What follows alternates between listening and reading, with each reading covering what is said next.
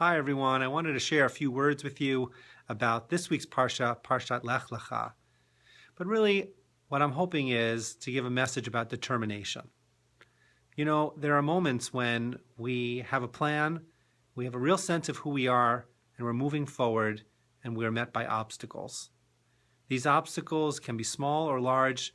Even small ones actually can push us off our plan, can convince us that we are moving in the wrong direction. Rather than determining to move forward, to persist, we abandon our plans, sometimes far too early. For example, if I didn't stick with my plan, I would have given up after the 10th time I had tried to record this video. But I stuck with it because I really had a message I wanted to share with you.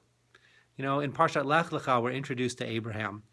God says, Lekh lecha me'artzecha, go forth from your land and go to the land that I will show you.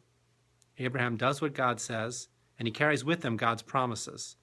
A promise that all the nations of the world will be blessed through Abraham, a promise that Abraham will be the father of a great nation. And Abraham takes those promises with him as he sets off from his land to the land of Israel. But when he gets to the land and walks through it, he realizes that there's a famine. And no sooner has he arrived that he is forced to abandon the land, to go to Egypt. And I think that Abraham, like us, had a choice to make.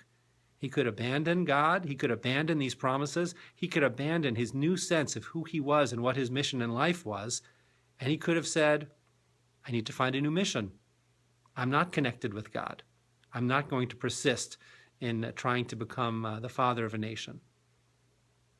Abraham, maybe because he had already lived many years and was full of wisdom, or maybe because it was just the kind of person he was, he becomes a model of determination. He sticks with his plan, he sticks with God, and he eventually will come back to the land.